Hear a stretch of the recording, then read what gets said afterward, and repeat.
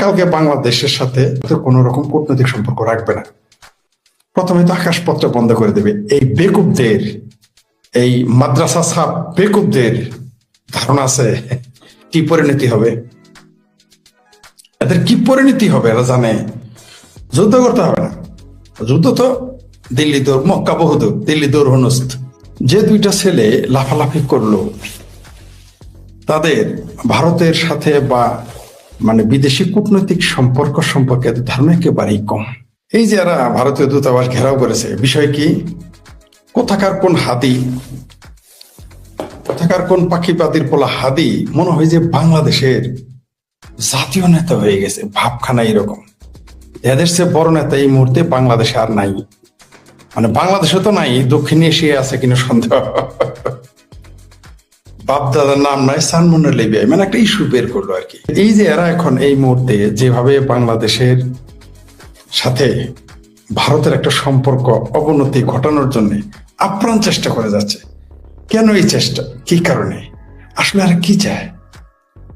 ধরেন এরা দাবি করেছে, তাদের দাবি মোতাবেক বাংলাদেশে দূতাবাস বন্ধ করে দিল। দূতাবাস বন্ধ করে দেওয়া বুঝেন তো, এরা কি বুঝে? দূতাবাস বন্ধ করে দেওয়া সকল কার্যক্রম বন্ধ, ব্যবসা বাণিজ্য।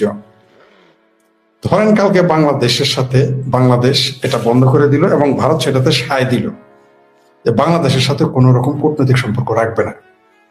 প্রথমে তো আকাশপথটা বন্ধ করে দেবে। এই বেকুবদের, এই মাদ্রাসা সাব বেকুবদের ধারণা আছে কি পরিণতি হবে, এদের কি পরিণতি হবে এরা জানে।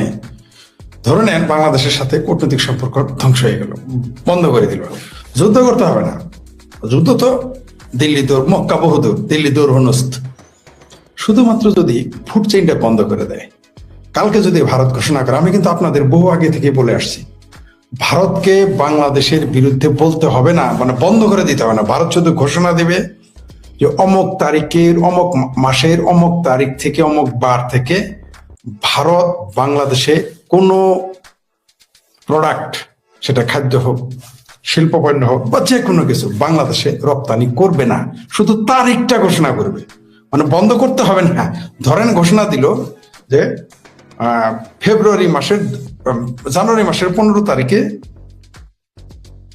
বা ফেব্রুয়ারি মাসের 1 তারিখে বাংলাদেশে ভারত যে কোনো রপ্তানি বন্ধ করে দিবে। এই ঘোষণাটা যদি দিবে, বন্ধ করতে হবে না। আবারও বলতেছি, আই এম রিপিটিং, তখন এই ইনুস গ্যাং, এনসিপি গ্যাং, বৈষম্য বিরোধী গ্যাং, এই কি ইনকালাব মঞ্চ, জুলাই